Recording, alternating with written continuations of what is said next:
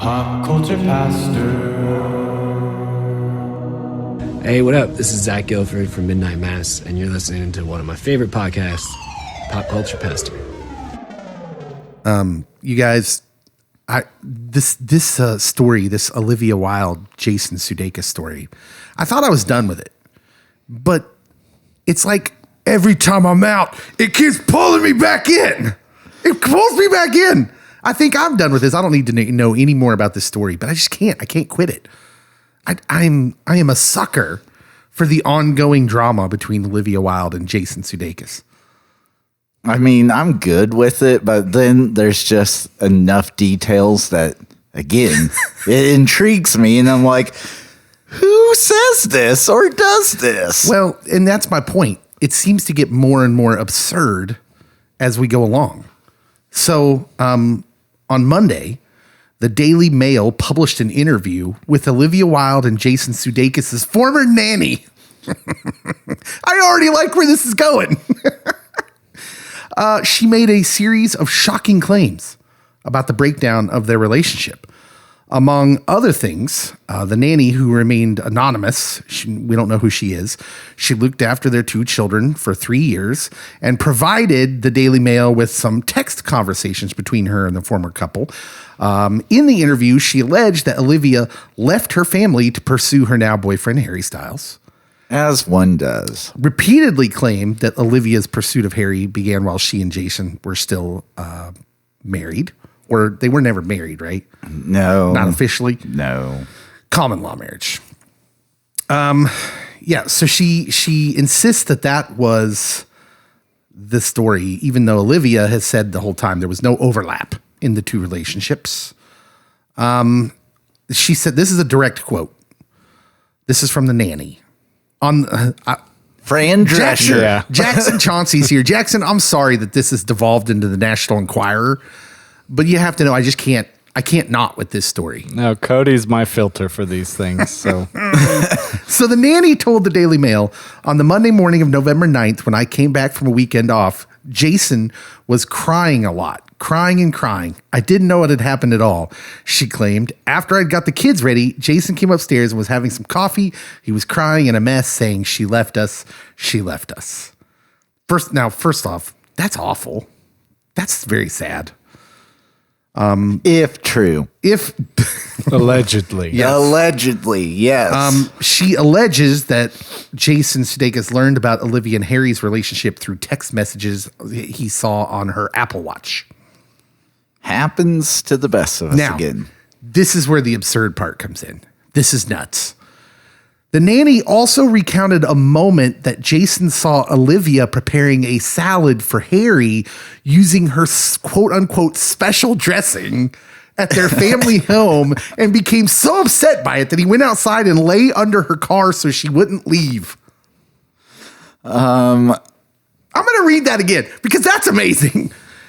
The nanny recounted a moment that Jason saw Olivia Wilde preparing a salad for Harry using her special dressing at their family home and became so upset by it that he went outside and lay under her car so she wouldn't leave. This is so absurd. It has to be true, right? So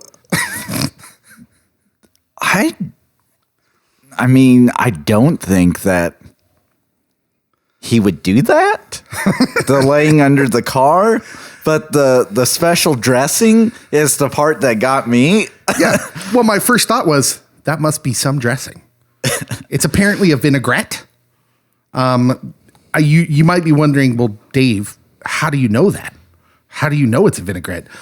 Because on Tuesday, Olivia appeared to reference her special dressing in a rare Instagram story where she shared the recipe for the now infamous vinaigrette in posting a photo of a page from Nora Ephron's autobiographical novel Heartburn, which, by the way, is about a novel about her husband cheating on her.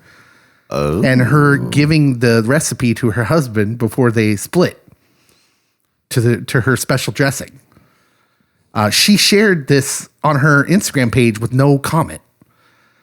So people were going nuts because, of course, her and Jason Sudeikis put out a joint statement saying that the nanny is a liar and crazy. Of course. They are reunited. Well, no, just in the statement. But that's something. I mean, that they put out a joint statement makes me think, oh, okay, this nanny's not on the up and up. Or she is telling the truth. But then Olivia Wilde posted this salad dressing recipe, and the internet had thoughts. So the internet all over her, because they all surmised, they all came to the conclusion like, well, she's basically saying that part's true. That her salad dressing, that story's true. That means it must all be true. Now, how special is this dressing if it's from a book? It must be pretty special. I guess what I don't understand is why remain anonymous? What does she have to gain from the saying nanny? These things? Yeah. Well, I don't know. If they're not true. Well, come on. She got paid by the Daily Mail. That's how that works. She definitely got some sort of payment for that interview. I guess but newsprint.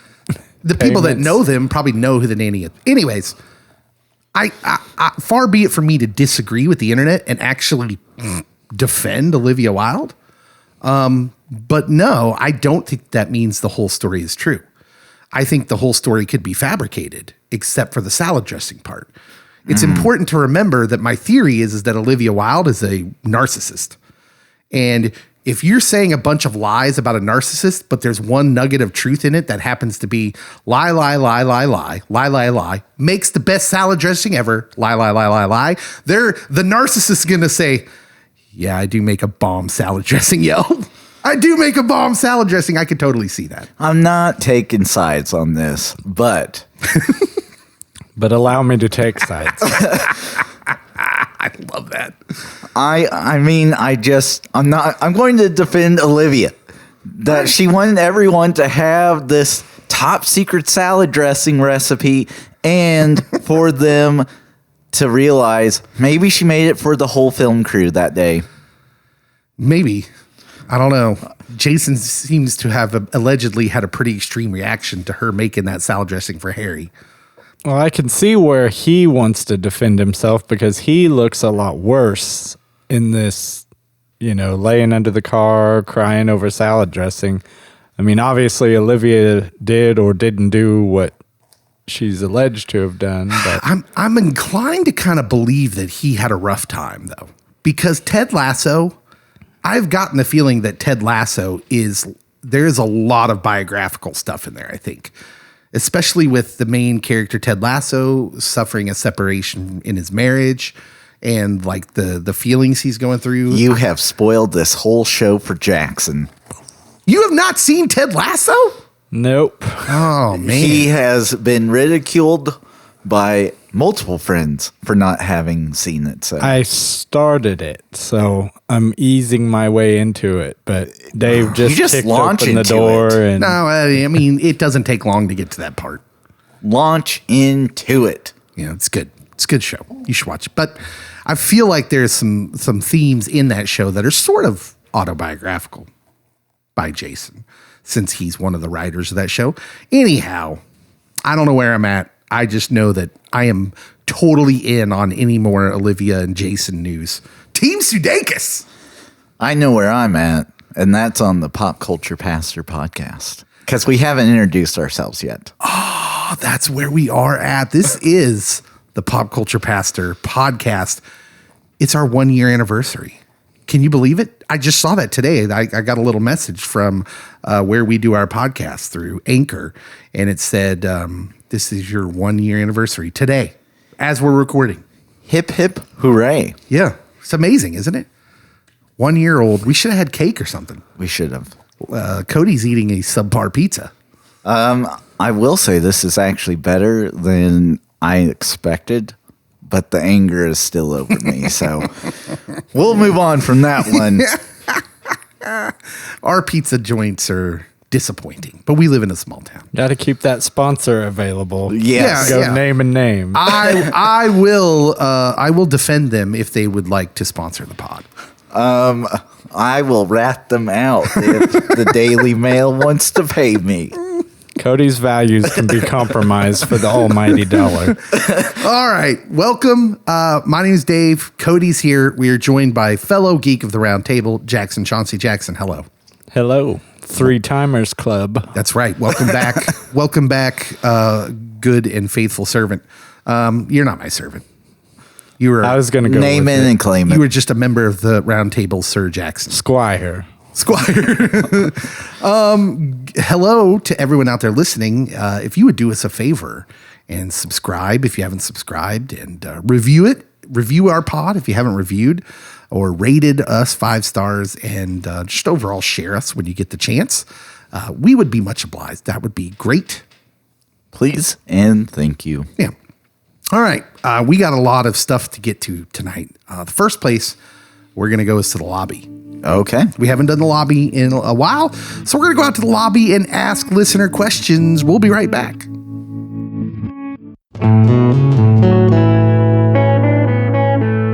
Welcome to the lobby.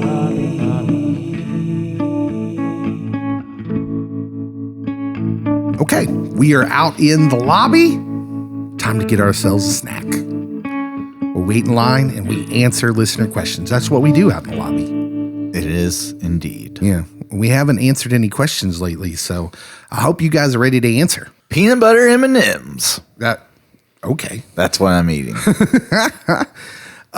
This question comes from Jonathan Suto. Hi, Jonathan. Yeah, or Jono. Hi, Jono. Yeah. I actually know Jono. Yeah, nice dude. I got to meet him here a little while back. He's a Kiwi. Yes, he is, and he also loves Funkos. The best types of Kiwi. So, Jonathan, what's happening, brother?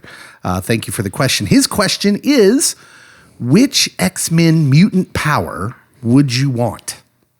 Which X-Men mutant power would you want? Boy, this is tough. There's a lot of X-Men. So I want to go rando and a completely useless power. Banshee. No. I was thinking Gambit and throwing the playing cards. Yeah, that's a weird one. It is. Gambit was really popular, a really popular character, and I never got it. I just didn't care. I'm just like, first of all, the dude throws cards. He was That's Cajun. all he does. He's Cajun, right? There you go. Yeah. That's it. No Yeah. explanation. You're just going to say, I want to throw charged playing cards. Pretty much. All right, I'm just going to say it. Gambit is the lamest X-Man. I'll just call it. Ouch. Lamest X-Man, and never liked him. That's a bit controversial, but Yeah. you've Didn't got know we were doing Jubilee out there. Hot takes on this, but Rogue. Like X-Men over the years was just guilty of introducing these characters that it seemed like they spent all the time trying to just develop something cool, but really the backstory and the stuff it's not interesting to me, and it doesn't make sense. Like Bishop. Do you remember Bishop? He comes from the future. Yeah. Like Cable. Neither one of them were interesting to me. Cable was interesting in the second Deadpool movie, yeah. but in the comics, I was like, I don't care. I don't care about Cable. I mean, otherwise, I'm going with Emma Frost and having diamond skin. Is that a thing? Does is. she have diamond skin? I thought she was a telepath. She can have diamond skin. Okay. That's weird too. Yeah. It's weird. That's Cody for you. Jackson, what do you think? Oh, I mean, you don't want healing factor. You don't want none of that. Hey, the most practical one is card throwing. I feel Wolverine's too easy of an answer, so I'm going to go with Cyclops. He was always my favorite growing up. Cyclops is literally uncontrollable, though. He can never open his eyes without his visor on. What's wrong with you guys? But the suit was awesome. He does look pretty awesome. I'll give him that. Otherwise, it was Mr. Sinister, and I don't really even know what his powers were. He could turn people evil. Wait, what does he do? You guys, You can't choose Professor X or Magneto. why can't I choose Professor They're too X? easy. They're too easy. Wolverine, too easy. Easy. Like, you gotta get those three off the table, and then you choose whoever afterwards. You guys- could be Jean Grey and just be everything. You guys aren't impressing anybody with your you saying you can't choose this, you can't choose that. Okay, I'll be Beast. Oh, all right. Nothing like a what's a guy who speaks well? Why can't I come up with Articulate. nothing like an articulate gymnast animal? I'll be Kelsey Grammer Beast. Good choice. Great voice. Yeah. Tremendous lexicon. I'm going to choose Professor X. How dare you? All right. Okay. Softball right down the just middle. bear with me here. I don't really want to like break people's minds. I don't want to do a lot of the stuff Professor X can do. All I really want to do is read people's minds. I just want to know what they're thinking. I thought you just wanted the cool wheelchair. No, I don't want that. Or but the ability to play chess really well. that's like a pop culture would you rather. I mean, would you rather continue life on like you've been living it, or would you rather be a quadriplegic or paralyzed from the waist down and have mind powers? It's tough. I'm lazy, mind powers. Honestly, I feel like I spend most of my day wondering what people are thinking anyways. So I feel like that would go well for me. Oh, yeah. For anxiety, people like myself, being able to just read the room literally. Yeah. Be wonderful. Well, and that's sort of like one of my few gifts in life is I generally can get a good idea of where people are coming from upon just meeting them. I don't know why. It's just something I've been good at. So I figure it just goes hand in hand with that. Like I probably just need to be able to read minds. Go for it. All right. Good. Thank you. I'm glad we got that off and you didn't make fun of me. Yeah. Right. Or I just want healing power. Like Wolverine. Adamantium skeleton. You got to throw that in there. Here's a question. Does Wolverine's healing power keep him in shape? Or could he possibly get fat like me? Or does his healing power keep him buff and he doesn't really have to work out? Is that part of it? I've never seen him lift weights. No, me neither. That's why I'm asking. Wolverine. Because if that's part of the deal, then I definitely want the healing power that keeps me buff without ever having to really do anything. If that's part of the deal, I need a ruling. I'll say it is. Because, like, to heal, you have to burn up fuel and energy. And, yeah, you're going to burn up those fat cells. Then I change my mind. I want Wolverine's healing factor. Healing buff factor. I just want them both. Yeah, I want healing buff factor and the ability to read minds like Professor X. I guess both would be Rogue if she just reaches out and touches both of them.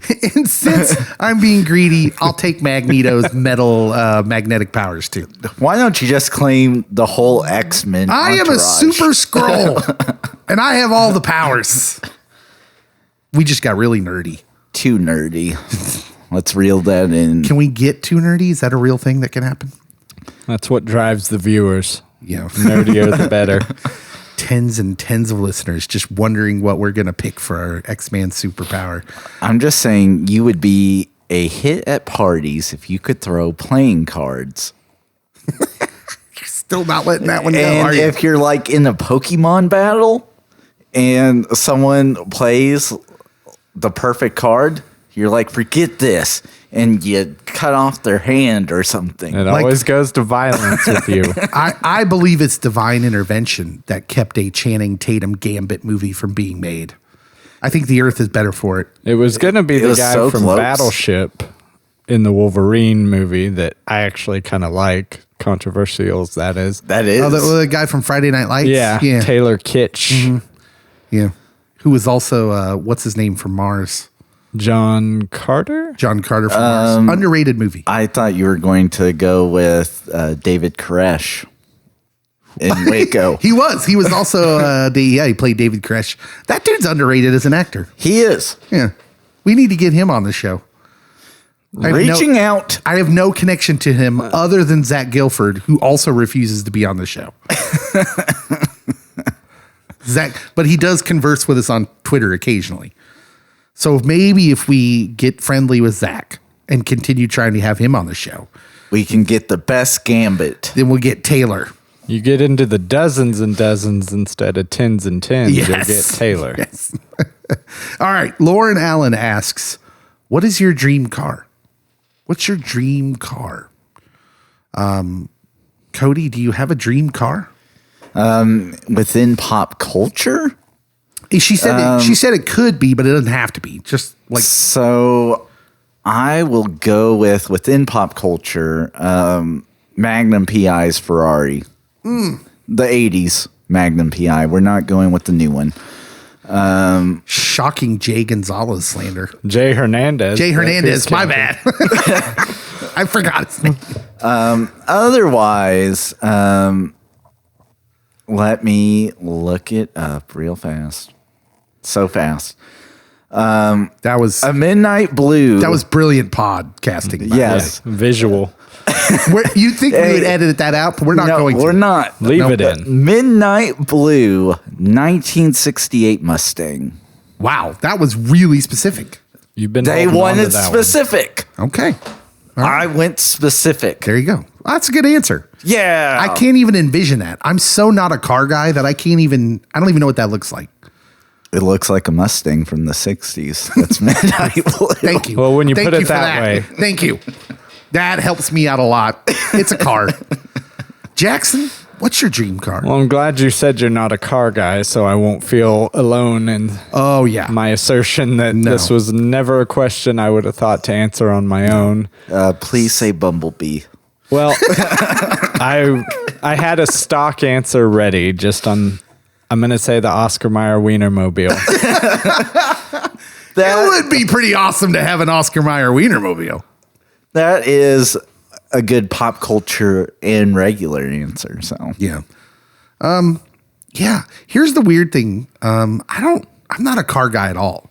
When I was younger, my dream car would have been anything that didn't break. That's still my dream car. Anything that got me reliably to where I was going, which is kind of what a car has always been to me. I've never gotten car guys. I don't understand it. I don't get it. I don't think about cars that way. And so for me, like when you would present the idea of like, hey, bro, you could pay twice as much for a vehicle and it'll look cool. Would you do that? And I'd be like, no. Why would I do that? I don't care what my car looks like. I really don't. That's just the way I am. I wasn't built with that. So my dream car is a car that I don't have to worry about. It's just reliable. So I usually go with Hondas. can I gift you the 1967 Chevy Camaro from Better Off Dead? That was dead in the driveway for most of the movie. I only want that car if randomly when I'm at stoplights, the two Asian guys with the one that speaks like Howard Cosell come up and try to race me. Lane Maya. Oh, that's That movie's so good. So good. It does not hold up well. There's some sketchy things in there. yeah. We can't review that one. I want to review it, but there's some sketch things going on in Better Off Dead because we didn't know any better as the I assume there will be no 16 Candles episode or No Weird Science. weird science. You can't go there either. Oh man, and those are two of my favorite Me movies too. I love those movies, but yeah, like the new way of thinking about things, they have some issues with some certain storylines in those movies. I But think we could I will still watch them on my own time. Oh, for sure. I think we can still do Real Genius. Man, if you could just take your mind out of Val Kilmer for just a couple we'll get minutes. there. We're get going to there. talk about Val Kilmer so much tonight. So does one of us have to say for the car question the DeLorean? I feel like that's always the answer. Okay, so if we're talking pop culture vehicles, I had a fascination with DeLoreans because here's the thing is when that comes out, so you got the pop culture item of it being, the time machine from Back to the Future. But DeLoreans were just like rare cars that were just kind of like made by a weird, quirky, genius rich guy, John DeLorean. And they were just weird vehicles. Like they didn't paint them. They were all like just the gray metal color. And I had a fascination with because of their doors opened up. Yeah, the upward doors. So I did have a fascination with those as a kid that I would have liked. Also, this one's a little bit problematic these days too. But I wanted to generally the Dodge Charger, the Duke boys drove in. It wouldn't have to have the Confederate flag on it. That wasn't important to me, but the car was awesome. What about Kit? Kit would be awesome too, except Trans Ams are weak, especially in that time. Those cars were junk. That's what that was, right? A Trans Am. But the voice. Well, if it came with all the special things, yes, I would take Kit. But Mr. Feeney. That's who that was. Well, for a minute there, I was like, is that another Val Kilmer reference? No. Although the new one is Val. Exactly. I know you. You do. what? So when they remade the series or rebooted it, Val Kilmer was the voice of Kit. That's lame. It always comes back to Val Kilmer with Cody. It doesn't does. matter the subject. He'll tie it in there somewhere. Okay, well, we're going to talk more about Val Kilmer coming up. Huzzah. We're going to get back into the main studio. We've answered a couple of listener questions. It's time for the Be Kind Rewind. Come on back. We're talking Tombstone.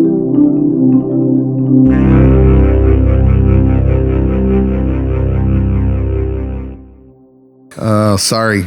We were delayed coming back from the lobby because Cody decided to run out some Iron Man slander.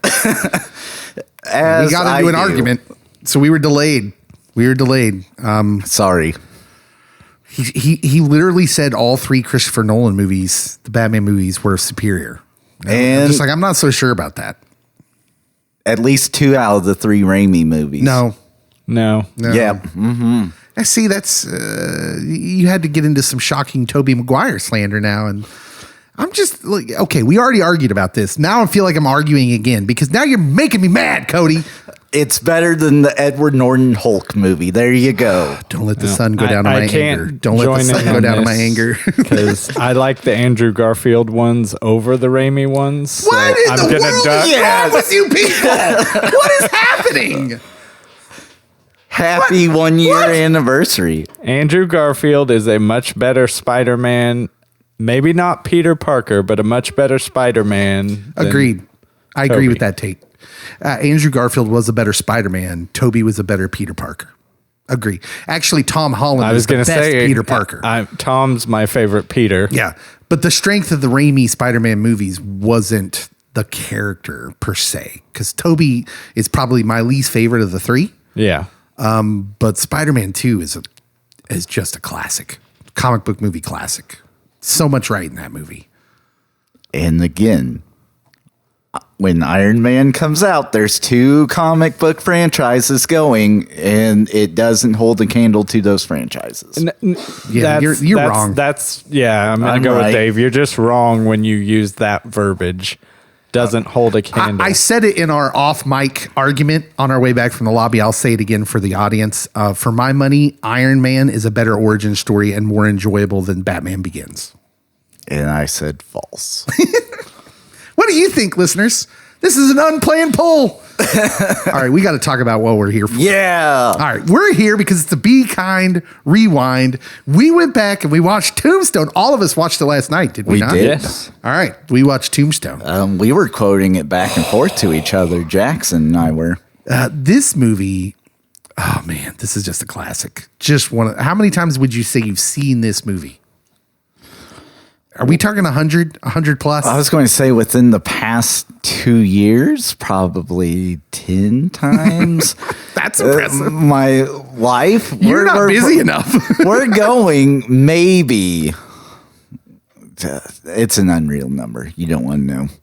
It's a regular rewatch. I can't be one of those people that says I've seen it 100 times, but it's a movie I always come back to. It's not something that I put on and go do anything else. If I'm watching Tombstone, I'm watching Tombstone. I'm not on my phone or anything like that. So I would say it's at least a yearly rewatch for me since maybe first grade. Well, here's the weird thing. This movie, and I don't think I knew this. I'd heard things about it before, but I don't think I knew the depths of it until we decided we were going to do this episode and I started doing some reading. This movie had some incredibly huge roadblocks to getting made. Kevin Costner. There's some weird stuff that goes on in the making of this movie. And you mentioned Kevin Costner. This was going to be a Kevin Costner thing. He was really keen to make a Wyatt Earp movie, and he was the guy at first. He was riding high at the time. Get out of here, Kevin. Well, he got his wish in the end. It's not good. Nobody talks about it, but Burn notice. Yeah, it's weird. And this movie is amazingly good. It's better than it has any right to be, given the problems it had that we'll get into. But first of all, I want to ask just a kind of a broad question. What's the general theme of this movie? Revenge. Friendship. Romance. Yeah, exactly. Exactly. This movie is weirdly all over the place. So there are some biblical themes that run throughout it. We're not there yet. I know. Cody. I'm not getting there. I'm not Okay. getting there. I'm just saying there's some biblical themes that run through it. There's a theme of friendship that is heavy-handed at times. Friendship, romance. In like strife with people that could have been friends. Family relationships, dynamics. There's a lot of things. I don't know if there's a singular theme besides it's in the West. Yeah, this movie is all over the place. And when you know about the problems, let's just get into the issues they had making this movie. So Kevin Costner was attached early. He had creative problems with Kevin Jarre, who is the director at first, that they wanted to go with. And Costner ends up leaving. Jarre is the guy directing, but like shortly into the filming, Kevin Jarre, who is on, this was his first directorial debut, and he's like messing up and not doing well. And pretty soon he gets ousted. And now you have a directorless movie, and Kurt Russell kind of takes over. Now, this is where the story gets crazy. Apparently, he converses with his friend Sylvester Stallone because, of course, right? Why wouldn't you? Sylvester Stallone on Rambo 2 apparently ghost directed it. So he had a guy that came in, and his name was, do you have that name, Cody? George Cosmatos. There we go. Yeah. George Cosmatos. So he worked with George Cosmatos, who basically Sylvester Stallone just told where and when to shoot, for all intents and purposes, directed the movie, but George Cosmatos shot it and got the credit. So Sylvester Stallone recommends this dude to Kurt Russell, and Kurt Russell basically directed this movie according to some pretty good sources, one of which is Val Kilmer. our hero, Val Kilmer. Well, one of which is also Kurt Russell. Russell himself. Yeah. He waited until George died before he came out and said that I'm the director. He was very honorable. In fact, Kurt Russell, as telling the story, said, I promised him that I won't say anything about it. And I will never utter a word until you're gone. And that's what he did. And like the amount of effort that it took Kurt Russell to do this, and the sacrifice of even his own character in the movie, because he saw a better story through some other characters being uplifted. It does speak to Kurt Russell, the man. Yeah, it does. He says it's one of the hardest works of his life. He says, quote, Tombstone was so painful. Tombstone was so tough. You know what I mean? It was just painful. It was hard physically to do. I got 4 hours of sleep every night, but I'm so happy that we got it made. So there's all these things going on behind the scenes. Apparently the script was out of control, was a huge script, like this epic story, and he had to cut it down, cutting mostly his scenes. It was supposed to be the godfather of Westerns. That's what I've heard. So obviously it wasn't that, but that's where it came from. And I think Kevin Jarre had written Dances with Wolves, perhaps. He was involved in that somehow. He's involved with it. He wrote Glory, Okay. which is a fantastic movie, much because of the actors in it. It's a similar situation you got going on here. That the story's fine, but it's the acting that really made that movie. And in this movie, you have all of this just chaos. And yet, the way it shakes out, so Kurt Russell knows he's got all these wonderful actors, and he cuts down a lot of his parts, Wyatt Earp's parts, and makes it more of an ensemble. And the result is fantastic. Just amazing. But you can kind of see it in some areas, like, what's the theme of this movie? But you could also say it has something for everyone. Whatever you want it to be, it is. Yeah, it just works, doesn't it? Yeah. Yeah, it's all over the place, and I don't say that like it's a bad thing because it just works. Well, and when I heard you guys were doing this episode, I mean, Cody and I share that bond for this movie, but I'm like, is that really pop culture? Is that really, going to get the listeners, going to, move the numbers? And then I started to see like people are quoting it randomly, friends that we've never talked about it with, can recall it immediately. So I guess I didn't realize its impact. I thought it was. If you look at the series Justified, they're constantly referencing Tombstone because they're U.S. Marshals, and even the head of the Marshals over Raylan Givens, he has a Tombstone poster in his office. It's definitely made itself a part of pop culture. Let's go ahead and move into what's good. What's good? This can be our favorite scenes. This can be just what we think is good about the movie. I can start it off right from the absolute beginning. It drops the hammer. Robert Mitchum narrating the beginning to the old-timey video. As I was watching it last night again, I just thought, how brilliant is that? How incredibly brilliant is this? This movie, Robert Mitchum was going to be in the movie and apparently had a horse accident during the early filming. And so he would have joined some other big cameos. Charlton Heston is in this. Chuck movie. Heston. Yeah. And they still get him to narrate, which I'm kind of glad it worked out that way. Man, I don't want Robert Mitchum to get hurt on a horse, but yeah, the narration at the beginning and at the end is solid. And he has a distinct voice. Yeah, it just feels right. So right off the bat, that's something good for me. So something good, I guess, is the villains are perfectly cast. And like you immediately are drawn to them and then are like, you guys are bad. How dare you with your red sashes? Get out of here.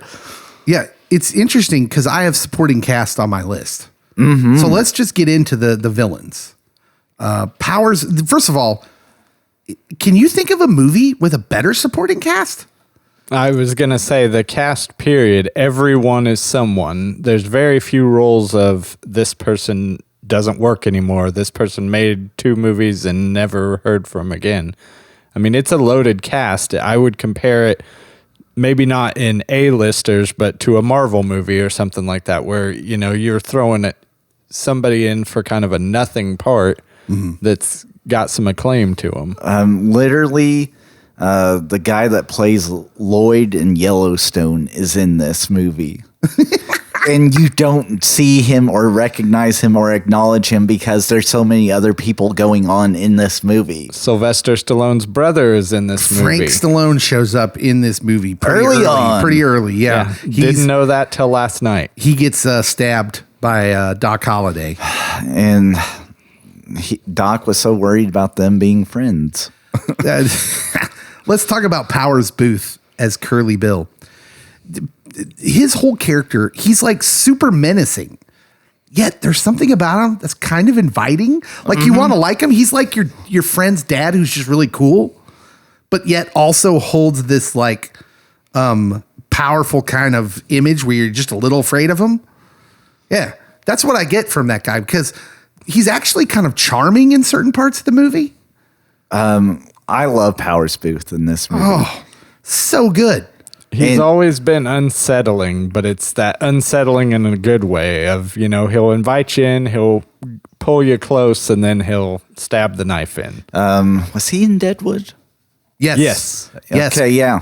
A couple of people from this movie are in Deadwood. Virgil's wife is in it. Yeah. Yep. Sweeney, is that her name? Yeah, I think so. Yeah. She's in it, and Powers Booth are both in Deadwood. Powers Booth, he's just amazing. He has this knack of showing up in movies. He shows up in Red Dawn as the pilot that gets shot down. And it's the same thing, man. He just carries with him this like power and this swagger, but he's very inviting. Like it seems like he's gentle and like, yeah, you get close and then like, boom, masculinity. I think Sudden Death with Jean-Claude was my first exposure to him. Yeah. Yeah. He's just amazing. And for my money, He's got one of my favorite quotes just a pile of quotes in this movie. One of my favorite quotes in the movie that turns into my favorite GIF of all time. It's 2 words, and it's the scene where Wyatt and they're fooling them into thinking that they've won. And he stops in front of them after Morgan dies. And what Wyatt says, I just want you to know it's over. And in just what is maybe the most perfectly delivered line in a movie full of perfectly delivered lines, he says, well, bye. It's so perfect. That dude's the man. But does he get upstaged by his second in command? Yeah, Which Michael I think Biehn. This movie does a good job mirroring the good versus the bad, including the second in commands being like show stealing. Yeah, and Michael Biehn, who was in just a ton of things in the 80s especially. He was Terminator. He was in Terminator. He's in Aliens. I mean, he's in Navy a lot of SEALs. Yeah, he's in a lot of great movies. I don't know about Navy SEAls, but we can just add it to the list. But Michael Biehn as Johnny Ringo. Johnny Ringo. In the very first scene of the movie where the cowboys show up at the wedding and he just oozes menace, right? Oozes menace and malice. And he's got like that thing that makes bad guys scary. It's why the Joker's scary, because he's so kind of out there. You just don't know what he's capable of. And until it's too late. And then that opening scene shows that perfectly when he shoots the priest. And like early on, you get a glimpse of his intelligence because the guy they have interpreting is doing an awful job. And he's like, that's not what he said. Your Spanish is worse than your English. That's right. So Michael Biehn as Johnny Ringo is great. John Tenney as Sheriff Behan. When I was looking at the cast last night, so I look at the cast before I rewatched the movie, and I just thought, holy cow. I just forget that all these people are in this movie. John Tenney is not an unknown actor. And as Sheriff Behan, he's just smarmy and perfect. He's just so smarmy. And from the very moment you meet him, you're like, yep, I'm sure I don't like this guy. Well, before we get too far off, we got to mention Stephen Lang. Okay. So when I'm looking at the cast, I didn't even know Stephen Lang was in this movie. I'm like, hey, when the dude from Avatar is in this movie? And then when I saw the role and I watched the movie, I'm like, oh my gosh, he is unrecognizable as Ike Clanton. Never knew role. Never knew that. In the movie. And he's perfect. Ike Clanton in this movie is like, he's the dangerous coward, right? Oh, yeah. The guy that'll stab you as soon as you turn around. Oh, he's so good. And I would say he steals scenes. Reportedly drunk the entire time. Whatever he did, it Pulled worked. a regular Robert Shaw. It worked, man. And yeah, just so it's clear that however they did this movie, this was like an actor-led movie. You can tell it was actor-led because they do so much like ad-libbing that it just works. And it puts you in even though there's many portions of this movie that are cartoonish, it's like a cartoonish Western. It just drips with this realism because of the ad-libbing of the actors. So Ike Clanton, played by Stephen Lang, is a perfect example. And if he was method acting, that doesn't surprise me at all, being inebriated during the shoot, because he's just wonderful. Even in that moment where Wyatt has taken Curly Bill to go put him in jail after he's killed the sheriff or the marshal. Yeah, after that, when he's scared him off, right? And he's, Ike Clanton has been scared, but as soon as he releases him, he's like, we'll be back. You got a fight coming. It's just, oh yeah, every cowardly dude you ever had to deal with, he just embodied that in that moment. Yeah. Perfect. Perfect. I've never seen so many perfect performances in a movie. So a person that I forgot that was in this was my second favorite person from Wings. Yeah, that's right. Thomas Hayden Church. Now Tom, go ahead. Because I think you're about to say the same thing I am. No, I'm going to let you go. I'll keep quoting it, so I'm going to go off mic. In a movie with great performances, wasn't feeling Thomas Hayden Church on my rewatch last night. Steven Stinkin' Foster. Yeah, wasn't feeling him. Wasn't feeling the dude from Sex and the City. Like those John two dudes. Corbett. John Corbett. And although My Big Fat Greek Wedding. they're recognizable people. They. RoboCop's in this, but it's the RoboCop from the third film. Robert John Burke. William Zane is in it. Billy freaking Zane as Mr. Fabian, the actor, who AKA the prettiest man I ever saw. I think this movie succeeds in spite of Billy Zane, though. In spite of him, he's amazing. He Billy Zane's all St. throughout Crispin's the Day movie. speech. I want to stand up and applaud. I mean, he does his role really well. But is that not Billy Zane in every movie? Billy Zane is so good in this movie that he makes Jason Priestley's sadness after he dies believable. Yes. If you make Jason Priestley look good, I'm giving all the credit to Billy Zane. He was amazing. How dare you? How dare you, sir? Now, I will say, Billy Zane has the same tone and demeanor in everything Billy Zane touches or does.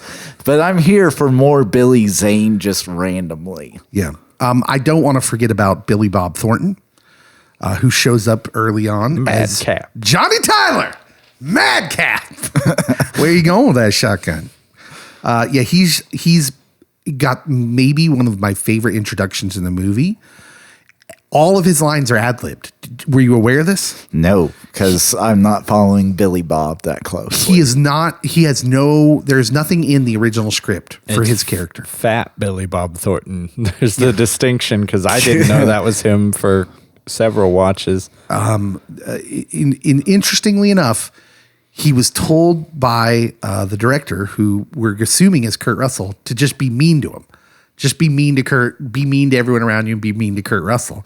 And Billy Bob as Johnny Tyler in that scene is so perfect, because they're they walk into the saloon and you can hear him talking in the background.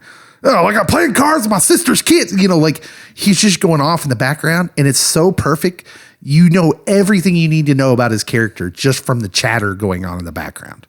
It's just brilliant. It's stinking brilliant. And I thought that when I was rewatching it last night, I was just like, he's doing brilliant work off camera. You can just hear him.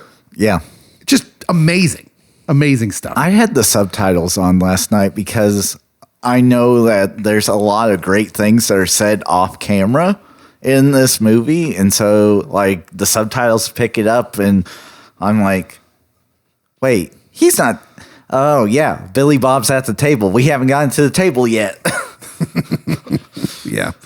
Just great stuff. So the supporting cast, definitely one of the parts, or the cast in general. Well, and it's a movie where the villains and the heroes are balanced out. It's not, great heroes, throwaway villains, or vice versa.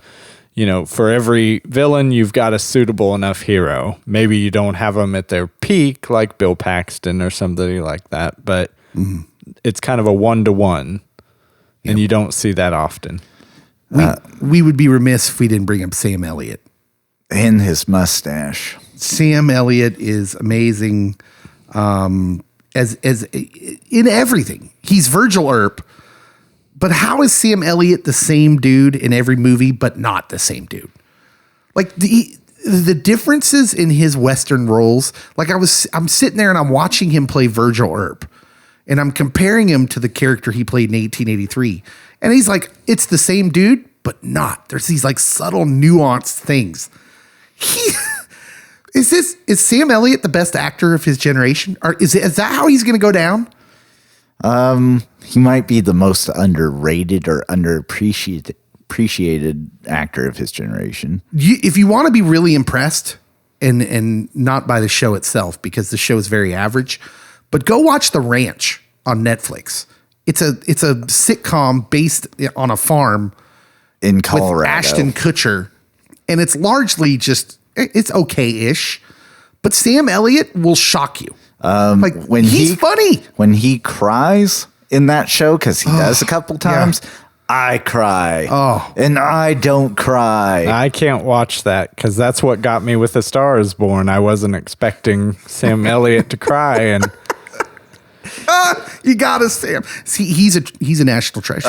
When he's crying in 1883, I'm like, Oh, will you stop it, Sam? it's gut wrenching in 1883.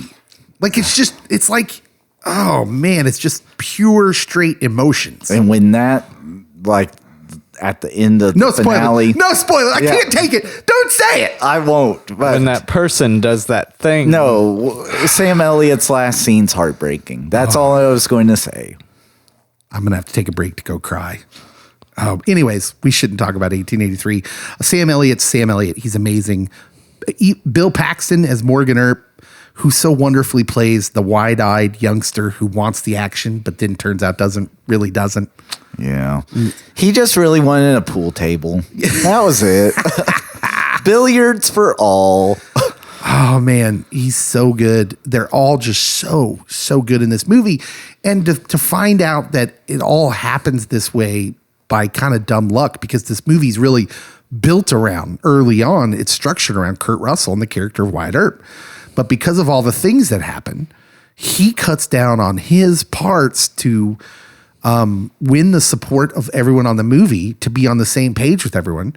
And it works out in this big ensemble way where, man, everyone on the screen is just owning the screen. They're just owning everything. It's like watching some of those Bulls teams where everyone's invested in their part, right? I am Judd Bushler standing open in the corner. Thomas Hayden Church is Judd Bushler, just over there waiting to be Judd Bushler, right? Like, don't you dare give me this ball on the baseline from 10 feet out, because I will nail it. You leave me wide open 10 feet from the bucket, I'm hitting this jumper. That was Thomas Hayden Church, because he wasn't bad. He just didn't impress me like everyone else did. I mean, the cast. They even have Wyatt Earp III in the movie, which is like a fifth cousin of Wyatt Earp in real life. Yeah, he runs away, doesn't he? He runs away at the OK Corral, which is, I thought was kind of it's too bad. the real relation to Wyatt Earp runs. Happens to the best of us. Okay. Let's. I find it funny we talk about the cast and we leave basically the two title characters out of. Are we pushing them? Yeah, for later? that's why I kept fine. saying supporting cast. I wanted to because make sure. We're going to get into that when we discuss the winner of the movie later on, because I figured we would save that for then. Some good things about the movie, I will say, is just the quotability. Holy cow.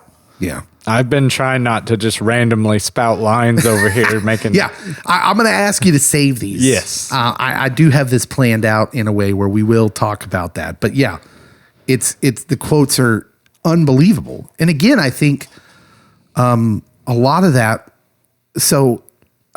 was in the script, which is amazing. But a lot of it's, of course, in the delivery, especially when it comes to Val Kilmer. Show stealer. Yeah. Do you have another good thing? What's good about the movie? Well, I was going to say that there's really no part of it that drags. There's no part of it that I have to get through. I know some people say that the theater scene is a little too long, or they don't really buy the love story. And I wanted to, when I watched it last night, I'm like, is the love story necessary to anything, or is it tacked on? But I feel it's not overdone. It doesn't take away from anything in the movie. It's just another thing, kind of that there's something for everyone. So I don't feel like there's a lot of overstuffed or just filler things in it. There is a little bit of disjointed when they kill Johnny and Curly Bill, and then there's Spoilers. There's an additional scene of, them finishing off the rest of the cowboys, but you get Ike in the end. So Why Ike? Whatever do you mean? The gunfight at the OK Corral. I believe this is perfectly executed. The slow build of them walking the streets of Tombstone. I mean, is that just one of the most macho And the building on fire in the background. Oh, and they're even interrupted by the fake jump scare from the kid who jumps out and goes, bang, bang, bang. and like Morgan's a stupid kid. Wow. That whole sequence where it just kind of builds the tension as they're walking. So by the time they get there and the confrontation happens, they all got their hand by their guns. Like you feel that. Well, and the musical cue when he's like, "Oh no," and then it starts. Well, and so it's perfect because it's slowly ratcheting up the tension. They all freeze with their hands next to their gun, and Val Kilmer's Doc Holliday winks at Thomas Hayden Church's character, and Wyatt immediately, not even looking at Val.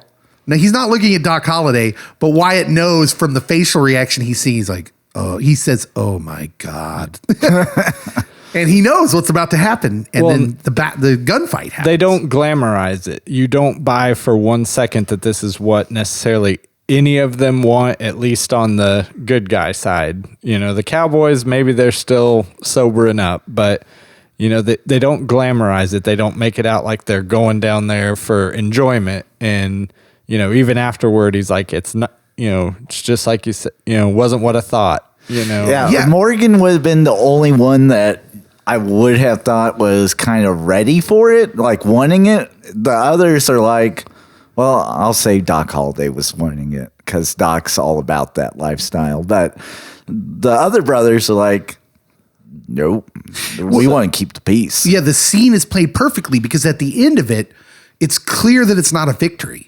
Because for one of two things, there's two things happening here that they make really clear. One, nobody is especially happy to have won this gunfight because one, you understand there's going to be a retaliation. Yep. Which is going to come real quick in the movie. And two, it's just like it's not played for victory because there's like real effect of loss of life, of any loss of life. And in fact, when Doc Holliday and Wyatt Earp have a different kind of walking scene that's not played for macho-ness. It's like real kind of solemn. Yeah. But with swelling music in the background, but they're kind of solemn as they walk away. And Behan comes out and he's like, "All right, you're all under arrest." And he says that really, I don't really think I'm cool gonna let line. you arrest us today, Behan. Yeah, it's just an amazingly delivered line again. And it's just that whole scene nobody should ever, like, it's so sad that Wyatt Earp, like Kevin Costner's Wyatt Earp, comes out like the next year. Because how could you ever put to film anything better than that gunfight at the OK Corral scene? Well, and that's where I learned you could fan a gun. Yep. Yeah. Val Kilmer is amazing. Everything's amazing in that scene. So that to me is a good thing. Any other good things for you guys? Well, the train station with the greatest speech in cinematic history that I've sent to Cody numerous times. Oh, yeah. Would you like to reenact it? Do you have it memorized? I knew you were going to put me on the spot, and I'm not going to disrespect Kurt. And also, can we talk about HE double hockey sticks when not talking about the actual HE double hocky sticks? This is a family podcast. This is a family Dave. pod. We won't say it. As an addendum, I also think the end credits are amazing. So after the narration by Robert Mitchum and everyone's going to live happily ever after, you get the end credits with the victorious Western music and just them walking down the streets of Tombstone in what looks like just additional footage, because it's not the same footage from the actual scene, but it's clear it's footage that was shot for the scene. And I'm just going to say I modeled my walk in high school after that. I'm everything about my macho-ness I tried to model after that walk.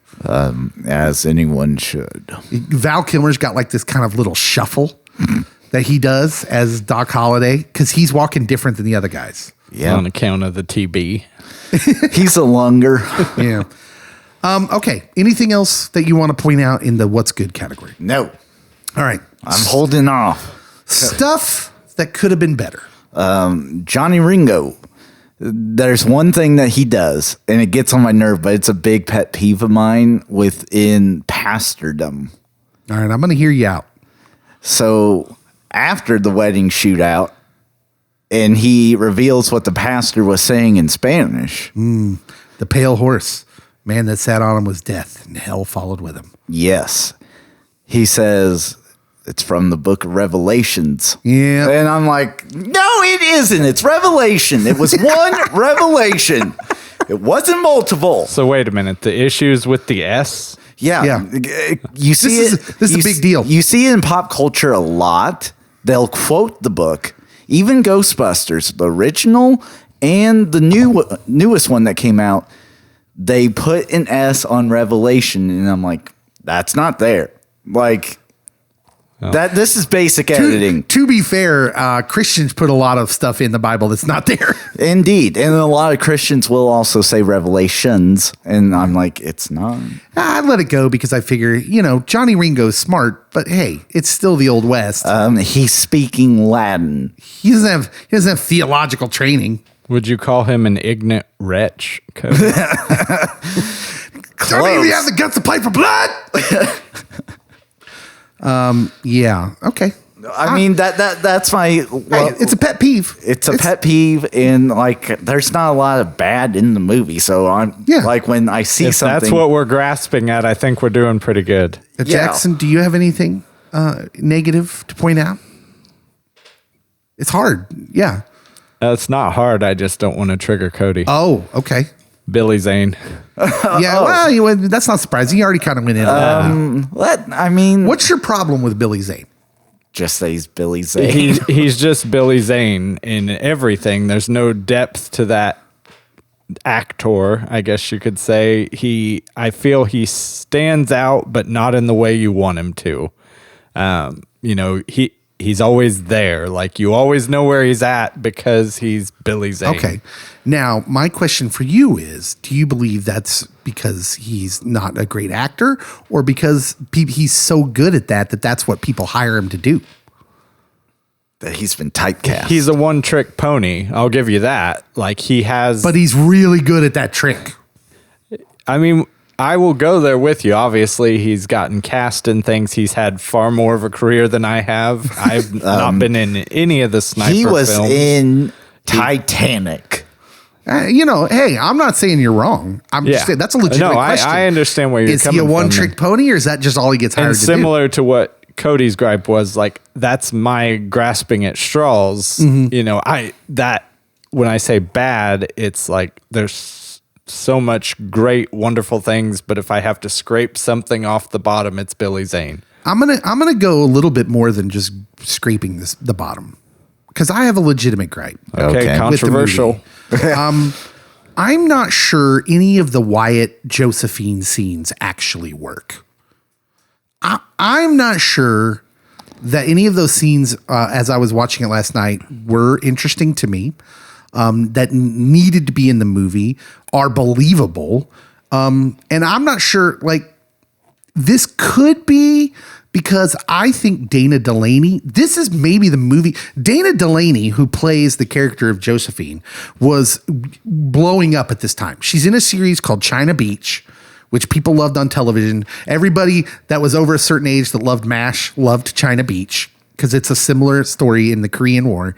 And, or was it Vietnam? I don't even remember. Doesn't matter. Dana Delaney was the next big thing. Then she's in this movie, which, by the way, the director, Kevin Jarre, wrote this part for his then girlfriend, Billy Zane's sister. True story.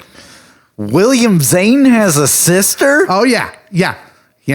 And she was supposed to be this part. The studio comes in and says, no. We want this up-and-coming actress who's going to really pull people in this movie full of amazing actors. And Dana Delaney is put there. And I think this ruins her career, because she is so wrong for this part and so not believable. I think she's the worst actor in the movie. Performance-wise, none of it was believable for me. I didn't like her in the part. And for me, I think because of that, the scenes with her in them where I'm supposed to believe that Wyatt's falling for her. I just don't buy it because, frankly, Dana Wheeler Nicholson as his difficult wife is more believable to me. I believe that he would be tempted to leave his wife because she's so good in the role of being difficult and addicted. She's addicted in the movie to a medication. And so, yeah, Dana Delaney and all those scenes she's in just doesn't work for me. I will say unnecessary. Yes, I will go there with you. It adds nothing to or takes away from. If you put that part in, take it out. But his wife is just, again, she's acting properly and everything, but she's just miserable. Yeah, I mean, well, she's really two-dimensional. Like, she's not a fleshed out character. And maybe that's the writing, not anything to do with her, but she doesn't get a lot to do. I'm just thinking, like, am I supposed to, oh no, this harlot comes in and steals him away. I'm like, you never feel sorry for her because we're not really given anything to latch onto about their relationship. She's trouble from the beginning. You don't ever see them in good times. Yeah, they're tense. Their relationship is tense from the beginning. I felt bad for her, but that was because she was in Fletch. And I'm like, I support you and your right to be with Kurt Russell because you were in Fletch. Can I borrow your towel? I just hit a water buffalo.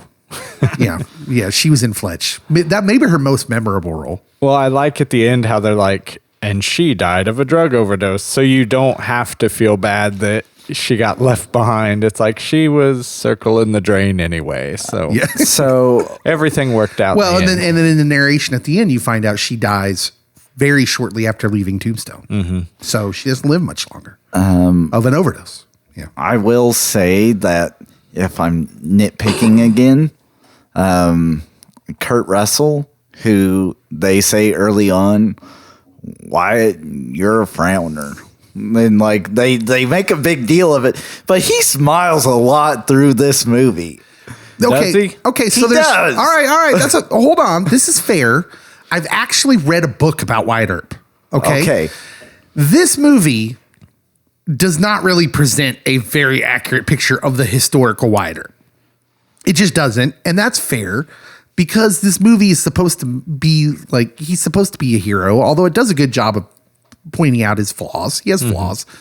But yeah, you're right. Like it actually does some things more than you would expect a movie that's where he's the hero, because you find out early on that he maybe oversteps in the love of money. Mm-hmm. Like, and that was a real historically accurate fact about Wyatt Earp. He's maybe, too greedy. Cause he cashes in on his story. Oh yeah. And his friendship with Doc, he's all about that money. Yeah. And the scene at the end where he finds Josephine and he's like, he delivers maybe one of the most, like, it's the one scene with them two that I think is really working, because he's talking and he says, I don't know how we'll live. I have nothing. And then she gives this line, it's okay. My family's rich, and totally brings the whole scene crashing down and makes him look terrible. And I'm like, and he's that's like, let's accurate. live off of room service, blah, blah, blah. And I'm like, anyways. So Dave wanted them to have hardship and not survive the winter. No, I mean, look, he cashes in, as Cody says, historically speaking. He's a part of all the old Western cash grabs, back then. Oh yeah. And he talks up Doc because it adds to the story. Yeah. And so, like, I don't know how historically accurate it is, just because I don't know how historically accurate Wyatt Earp is as a storyteller. Yeah. Well, Doc Holliday becomes an American myth. Almost. Oh yeah. But yeah. So yeah, I think that's allowable. Yeah. Do you have anything else? Because I got a couple more things. I was just making sure you guys weren't wading into Kurt Russell slander, because I would have had. Oh, no. I think it's the way the movie is, but they made a big deal at the beginning that about them growing up, and that he was a frowner, and that he was one of Mom's favorites. Mom always doted on the frowner. To use a sports metaphor, there's several people in this movie that throw perfect games, and Kurt Russell's one of them. Yeah, there will be no Kurt Russell slander. I will remain on the episode. Now, let's talk about the revenge montage. It's a little cartoonish, which is fine. It's established that this is a kind of a cartoonish Western. And I mean, it's a Western trope. But I'm watching it again last night, and I don't know why I never noticed this before, but there's a part where he basically rams his horse through the front window / wall of a place in the middle of 4 cowboys, and then whirls around on his horse, shooting them, spinning his horse. And I'm like, yeah, that never would have worked. If he doesn't get knocked off the horse by busting through the wall, it was so amazingly ridiculous. I mean, this horse would have had to been trained by the best horse trainer of the time to not spook or jump. I'm just when pretty he's sure. hanging off the side and shoots. Yeah. I thought that's where we were going with this. I would. We probably could have gone to that as well. take the charging through the front window more than that. I'm like, this is over the top, but I'm here for it. Yeah. I'm still working on the high from that speech, so I'm here for all of it. Yeah. Yeah, that was overly cartoonish for me, that little piece of the montage and parts of the montage. The part where they shake hands while riding at full speed. Yes. That was a little silly. But here's the funny part. So I did my homework on this. The scene where he wades out into the creek, into the middle of the crossfire, and Curly Bill has him dead to rights and is shooting at him, really happened. Where he's just going, no. And like all his friends are like, no, what are you doing? Don't do that. That really happened. The character that John Corbett plays actually makes it out of that shootout alive, but wounded. And he recounts the story to the people. He ends up at their place where he dies. He later died of his injuries, but as he's telling him the story, that was part of the story that he recounted, that Wyatt Earp waded out into the middle of a crossfire like a superhuman. Where's Wyatt? Probably walking on water. Right? So I thought that was interesting, but some of that was cartoonish. The only other thing that I had a slight issue with, Okay. the final duel between Doc and Ringo Johnny Ringo. is so great. It's so great. Waiting Everything for the about butt. it. It gives Everything me about it such is so great. goosies. So many goosies. But every time I see it, I can't help but thinking, why are they only standing 3 feet apart? What is happening? Because they're quick draws. It doesn't make any sense. Why are they so close together? I know why, because I watched an interview with Michael Biehn. You want to know what he said? He said the night before, so Val Kilmer, he was talking about how intense Val Kilmer is. Because he's an American legend of cinema. Ovs. But they went out the evening before, to the place where they were filming that, and they worked their own choreography. That was totally them too, who decided how that scene was going to go. And Val Kilmer thought that it would be more interesting because he said all of the other westerns, they're real far apart. 10 paces. Yeah. But it's close together. And I'm just like, I'm watching that interview. I'm like, nah, it would have been more impressive if they were farther apart. I have a question about that scene, and we all saw it last night, so I should remember, but Val's got both his guns out, and does he shoot him underneath, and then he's got the other one hanging in, and I feel like they both go off, but obviously only one bullet hits him. Yeah, it could be one of those technical things, but there's a weirdly flashy move, and it was something in the choreography that they came up with that they thought, oh, this will be really cool looking. I'm not sure that it makes a lot of sense. So I liked it just because I think it put more emphasis on how quick of a hand they were. Because throughout the whole movie, Johnny, Ringo, and Doc are twirling their guns and their cups and their coins, and they're showing you we have quick hand movements. Like, you're not going to beat us on a draw. Yeah. Close up, literally, like, you got to beat him on the draw.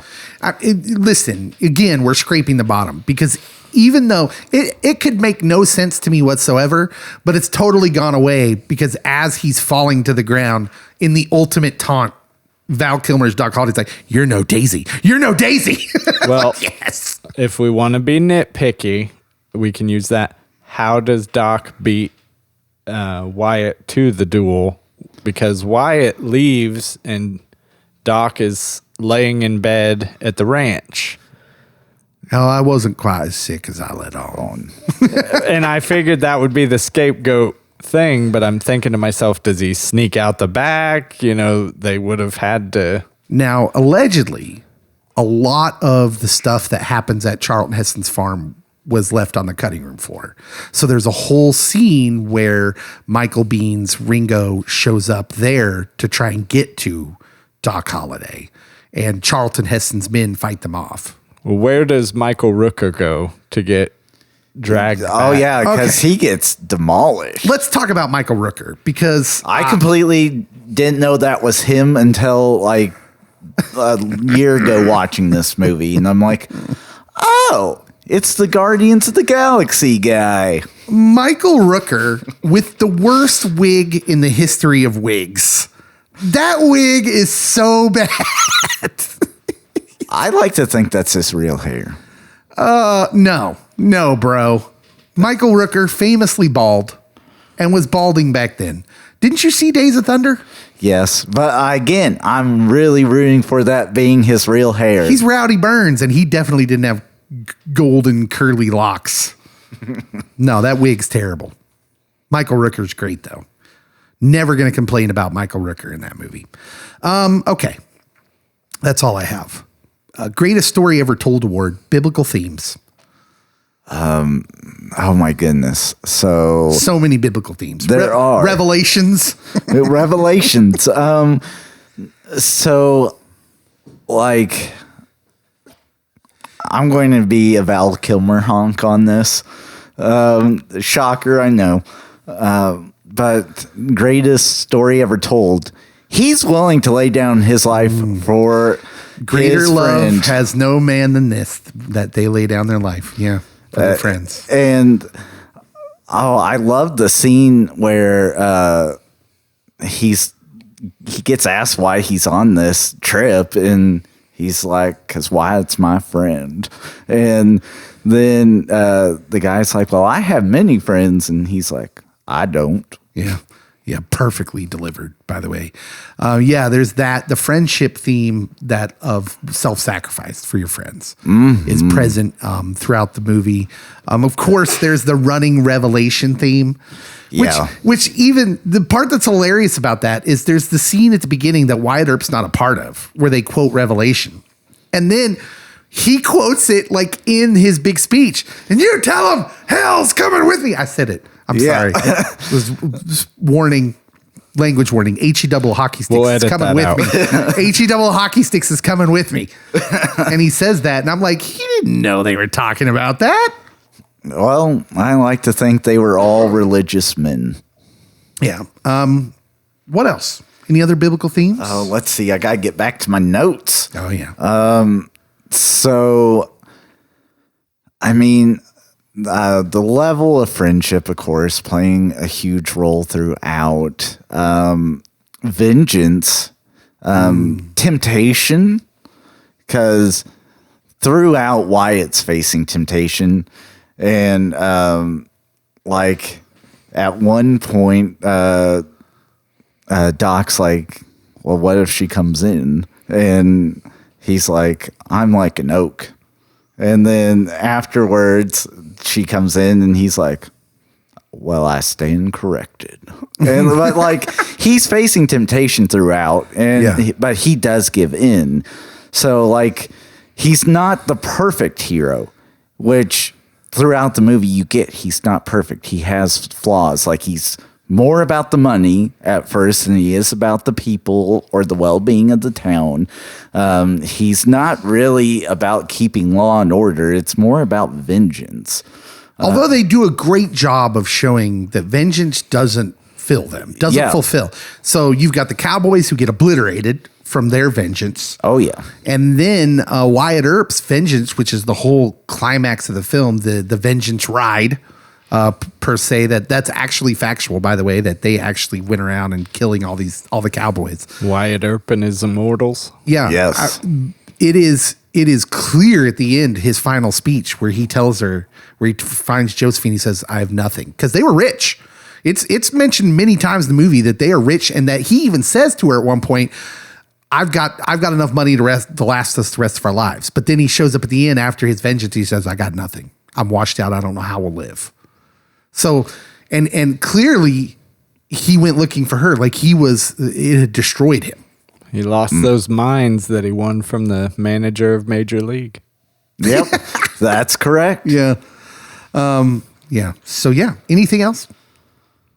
Yeah, I don't know if Val's the closest that comes to getting like performing the Jesus in this, and like he's willing to lay down his life. He doesn't end up having to, except he'll die in the movie. But Okay. Let's get to this. This is going to be tense.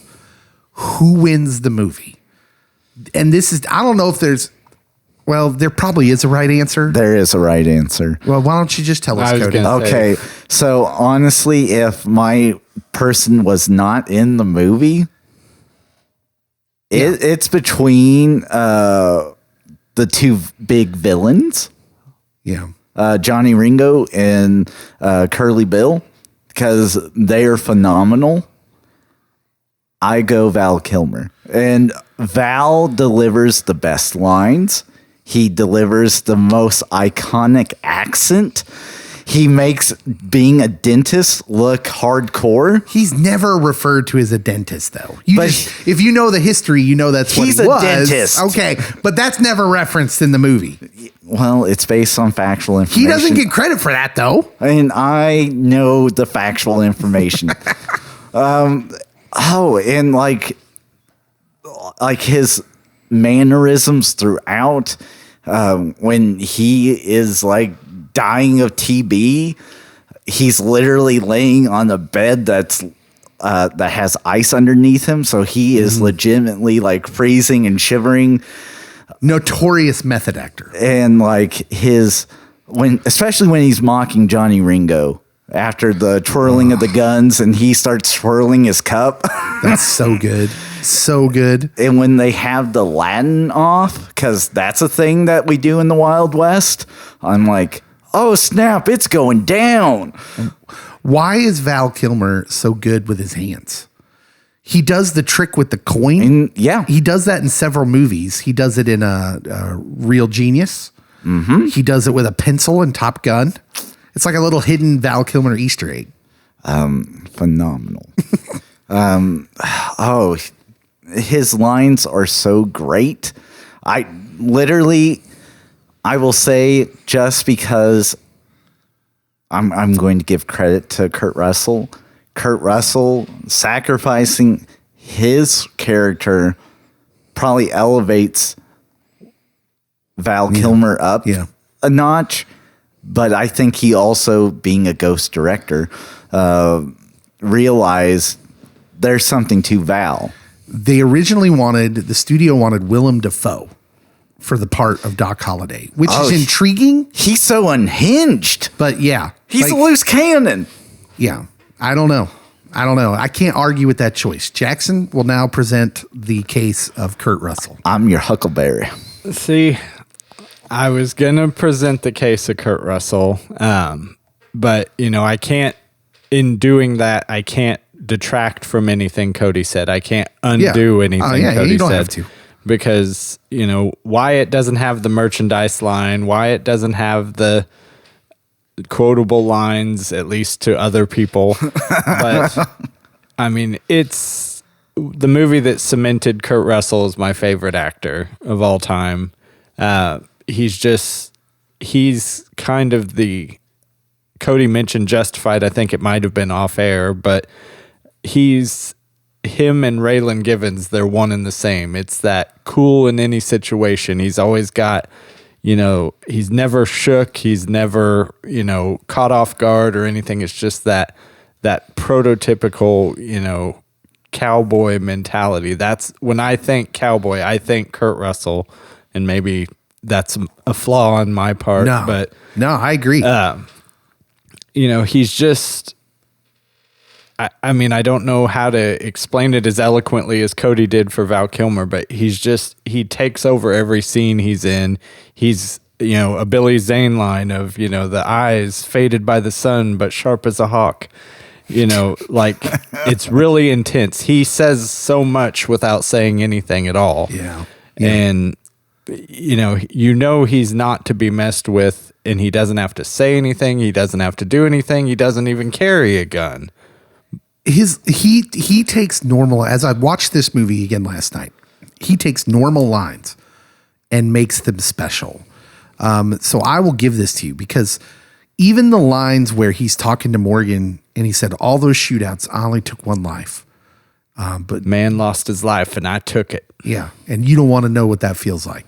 You don't ever want to know. And some of the lines he delivers are he's amazingly, like, he's so cold-blooded and awesome in that moment where they pick up Ike from jail and that young cowboy bumps into him on accident. And he says, he turns around and says something to him, and Wyatt's like, easy, kid, I'm sorry. Mm-hmm. It's like, I ain't easy, I ain't your kid. And he gets all up in his face and he takes his own gun and blasts him on the head with it. Like, Wyatt has some really cool, quick action scenes, and his facial expressions they carry the scene. Yeah. So again, I'm not taking anything from Kurt Russell, because I think you could legitimately say there's 4 people that stand out in this cast of big names or familiar faces, at least. And Kurt Russell throws a perfect game. And as you find out the backstory in more ways than one, not just in front of the camera, behind the camera, everything he does to get this movie made. And Kurt Russell's Wyatt Earp, when you put him up next to Kevin Costner's, it's just not even close. Kevin's trash. Wyatt in this movie, played by Kurt Russell, is so perfect and amazing. And you're right, Jackson. Even just the way he looks on screen, the mannerisms, the things he does in the sequences is amazing. However, I don't think you can make this movie ever again, because no one else is Doc Holliday. Like, no actor is taking that role. It's sort of similar to like what has happened with the Joker after Heath Ledger, where, someone took the role but did awful. And now, who shall not be named. They've got another guy who's apparently going to be in the new movies, and I don't like his chances. It's the same thing. I don't think any actor in Hollywood goes, no, I don't want to be Doc Holliday. Are you kidding? Because you just can't do it. Val Kilmer is Doc Holliday. Ryan Reynolds will try, though. Don't worry. Yeah. Okay. It's Ryan Reynolds, so I would pay to see it. But no, he'd have to make it jokey, because otherwise he'd get embarrassed. Val Kilmer is perfection. Like, the lines might make you laugh, but he sounds sophisticated and educated while he's saying it. And I think you're right, Jackson. Kurt Russell allows Val Kilmer to win the movie. Because of what he does behind the scenes, making the movie more about the ensemble, he opens the door to Val Kilmer and Powers Booth and Michael Biehn. So the greatest story ever told award might be Kurt Russell off camera. Yeah. Behind the scenes. Yeah. He plays his part, lessens his part. He's the ultimate picture of humility in this situation, which is the servant leader. It is not the devaluing of yourself, but the constant recognition of the value of everyone around you. And he did that wonderfully. So I'm going to say that years later, I'm going to say Val Kilmer wins the movie in life. Years later in legacy, I'm going to go with Kurt Russell, because you find out all the things he did and to get the movie made, and it's great. The Go Get Him Next Time award, loser of the movie. I already said I think this movie killed Dana Delaney's career. I think she's terrible in this movie, and she just vanishes. I mean, it doesn't totally kill her career. East of Eden does that. It's the straw that broke the camel's back. But yeah, she was a big deal coming into this movie, and then she's not after this movie. Also, Michael Rooker and his wig. Not Michael Rooker, just his wig. Can we say the Western genre? Because I was thinking of that earlier, like... You went heavy. Yeah. This leads into my final question. Because, I have a loser, and it's going to be controversial. Okay, tell me. before we get into that, because that's a good segue, but tell me your loser. It's Sam Elliott. He gets overshadowed. It's either him or Morgan. Both brothers, you really don't care that much about. Once they're gone, I'm like, good riddance. I don't think he gets overshadowed. He's like, it's like Dirty Dancing. Nobody puts Baby in the corner. Nobody overshadows Sam Elliott. He doesn't have any quotable lines except when he's cursing at Kurt Russell and telling him to get out. If we're going to live here, there's got to be some law and order. That's a line I don't quote, but okay. Walk down the street and I'll look at these faces. Well, I feel like when we use the connotation of loser of the movie, get him next time or anything, he's overshadowed, yes, but the quality is there. The quality's there, but literally he is overshadowed in its leaps and bounds. I will say, for all the great things that this movie does, there's 4 characters that seem to get some fleshing out of their character, where Virgil and Morgan, they're just there. Wait. When Morgan's dying on the pool table and he says, you know how I said you see a light when you're dying? Yes. Yeah. I mean, that's I have that on my iPod. That might say something about me. Unnecessarily sad moment, by the way. They didn't have to include that. But I'm saying, like, you don't get much outside of Wyatt, Doc, Curly Bill, and Johnny Ringo. I mean, okay, but Bill Paxton has a pretty memorable line. Man, this bird is jumping. Ain't no live and let live with bugs. Yeah. No one's saying I say that all the time with the people I deal with in life, Cody. There ain't no live and let live with bugs. Okay.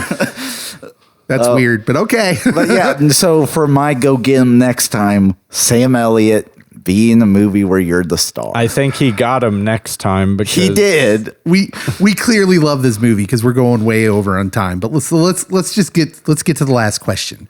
What is the legacy of this movie? Now, you mentioned Westerns. It's really interesting, Jackson, because the Western dies out in the 80s. There's Young Guns and Young Guns 2, but for the most part, Westerns kind of die. And then in the early 90s, there's a couple of Academy Award winning Western movies. Dances with Wolves with Kevin Costner and Unforgiven with Clint Eastwood. And then this movie happens. Can we call this like the last great glorious gasp of the Western? Because this movie sums it up perfectly. It has that perfect balance of like the cartoonish action, but with all of like the reverence. You got Robert Mitchum. You got these old Western actors, Sam Elliott, Harry Carey Jr., who's an old Western actor in this. It depends on one movie, because I was trying to think about that when I knew I was coming in tonight, and 3:10 to Yuma is about the only Western I can think of since Tombstone. There's several Westerns since. There's several of them that are underrated, but Quentin Tarantino's made one. No. I mean, I'm not saying it's good. I'm just saying that there's several Westerns since. If you want to include Django, Hostiles with Christian Bale, it's kind of a Western, but it's more of trying to settle in the frontier. But that's I think his best Western. I think. Well, I think there's been Westerns, obviously, but I think when you're talking Cowboys about versus aliens, the legacy of Western movies, this is the last great Western, and I don't know that anyone will ever make another great one again. So I don't think anyone since this one holds a candle. Let me amend that slightly. I never thought I'd watch another Western that I truly loved again. I kind of loved 1883. This series. Okay, so series is different though. Yeah, it is. They have way more time. Deadwood. I was going to say Deadwood. Deadwood's good. Like if you remake this movie, which I don't think you should ever, you got to get Timothy Olyphant as Wyatt. But is that just Bullock again? Yeah, pretty much. Okay. Frankly, if we're going to call him The Mandalorian, a sci-fi Western. Yeah. So I think you have to adapt Westerns for this day and age, especially with the portrayal of indigenous peoples typically in Westerns. This one doesn't deal with that, so you don't have any real issues with it. It's mainly just white people against white people. Is there even a person of color in the entire movie? So within the Cowboys, there's A Hispanic. yes. Yeah. Well, and then you have the opening scene, but after that, not really. But I mean, just think about it. If you said it in, like, you use modern terms, that one of the heroes of this movie is a dentist, and that they go up against a gang that has red handkerchiefs. I mean, it sounds ridiculous. I just don't know why he has to keep going to the dentist thing. that's probably why they don't mention the dentist part, Cody. Because he's a dentist. Okay. When you are a Val Kilmer fan and a Doc Holliday fan, you mention the dentistry. Clearly, one of the legacies of the movie is Val Kilmer in this role. The Westerns, as I said, I think this is the last great Western that we maybe will see in the movies. I looked up awards. It's nominated for 2 MTV awards. Get out of here. That's it. It's only nominated. It doesn't win. I didn't even look up the Academy Awards because I don't know who won Best Supporting Actor this year. And I was afraid that if I looked, I'd just get angry because Val Kilmer deserved all the awards for this role. It might have been Malkovich in The Line of Fire. Yeah. No way. I know he was at least nominated. No way. I mean, nobody holds a candle to this. Nobody. He is this role. Like, nobody has ever embodied a role. Maybe Sylvester Stallone as Rocky embodied the role. But yeah, he's absolutely amazing in this.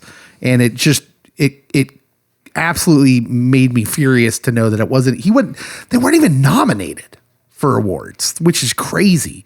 Wyatt Earp, starring Kevin Costner, was nominated for a Cinematography Academy Award, which, again, this movie, the cinematography was wonderful. I noticed that last night. All the long shots with the wide shots, they were just beautiful, stunning cinematography. Oh, this movie didn't stand a chance. Who won? Who won the supporting actor? So I haven't gotten to supporting actor, but like... Oh, you looked up Best Motion Picture? So Schindler's List. Yeah. Philadelphia. I mean... Yeah, it doesn't deserve Best Picture, but who won Best Supporting Actor? Okay, so... That's what I want to know. Just go ahead and tell me. I'm going to be upset. Let me look it up. Here we go. So typed in the Google machine... A one Thomas Lee Jones for The Fugitive. That's right. And he was really good in that, but Yeah. not as good as Val Kilmer in this movie. Val Kilmer not being nominated is just insufferable. So the nominees were Tommy Lee Jones, Leo DiCaprio for What's Eating Gilbert Grape, Yeah, Ralph Fiennes, Schindler's List, John Malkovich in The Line of Fire, and Pete Postlewaite in The Name of the Father. Yeah. Thank Pete you for that. Postlewaite probably didn't deserve to be nominated over Val Kilmer. And John Malkovich is a great actor and has way better roles than his In the Line of Fire role. technically, though, Tommy Lee Jones got U.S. Marshals from Sam Gerard, so Yeah. Val didn't get a spinoff off of his character. I'll tell you, I'm not going to complain about Tommy Lee Jones. He was great in The Fugitive. So awards, yeah, not the legacy of this movie. Here's what I think the legacy of this movie is. Ready for this? Is it the most quotable movie ever? Absolutely. Honestly, it is between that and, wait for it, The Big Lebowski. Yeah, this is also very quotable. Go ahead. Let's just rip off some quotes. Favorite quotes. You've been holding them in. Your boys might get me in a rush, but not before I make your head into a canoe. Classic. Class. Must be a peach of a hand. I bet you're drunk. You're probably seeing two of me. Well, then I got two guns, one for each of you. There's a line exchange at the piano that I can't say on the podcast, but between the two of those is pretty great. Why, John and Ringo, you look like somebody just walked over your grave. Yep. Yeah. Whack. Whatever do you mean? Pretty much anything uttered by Val Kilmer in this movie. I'm your huckleberry. Are we going to have a Which- spelling contest after this? So, Okay, so there is issues with all that right, line. Here's the story on that. A huckle was what they used to call the handles on a coffin. So saying that you are a huckle bearer would have been a cold-blooded thing to say, and possibly something someone would have said in the Old West to really be real hardcore. However, the original script, I can confirm, written by Kevin Jarre, says, I'm your huckleberry. And I can confirm that Val Kilmer's autobiography is titled I'm Your Huckleberry. Yeah. And I watched it with the subtitles on. So then it said Huckleberry. You're awfully into that. Did someone tell you otherwise? Oh, no, I've had multiple people like, you misquoted that. It's Cody's Huckleberry. ended friendships over this. And I'm like, you get out of here. I know this movie. Who do you think you are? I am. I have not yet begun to defile myself. Yeah, it is Huckleberry, and but Hucklebearer makes sense. Why, Ed Bailey, are we cross? Yeah. The whole scene with him and Frank Stallone is great. If I thought we wouldn't be friends no more, I don't know if I could bear it. Oh, yeah. Any line that Val says is quotable. Yeah.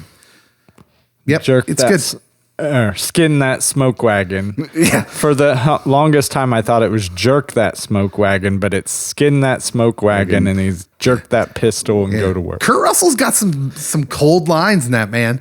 You gonna do something, or you're gonna stand there and bleed. Yeah, great lines. Choosing bleeding. I think the legacy of the movie is it's the most quotable movie ever and the most quoted movie ever. My friends and I, and obviously all people my age, boys, quoted that movie incessantly. Anchorman is very quoted. It's a lot quoted, but not as much. So I think that it's easily the most quotable Western in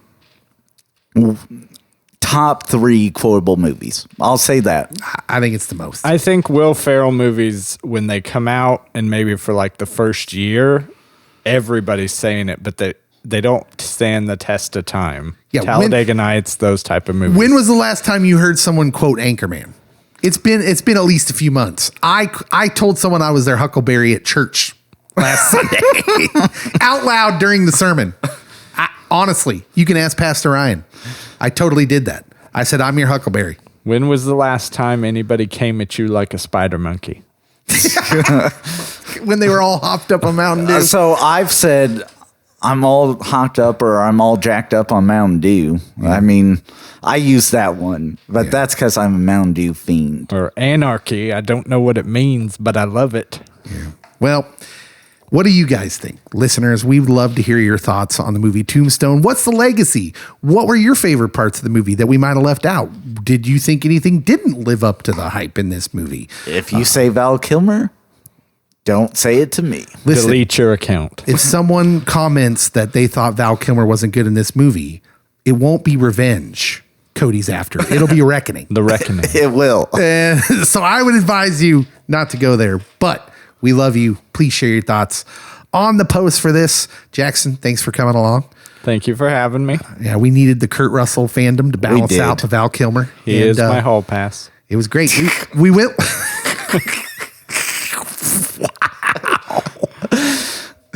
Wow. What just happened? I had to break the show. This is. Well, kids, you see, never mind. All right, we're out of here. We'll see you next week.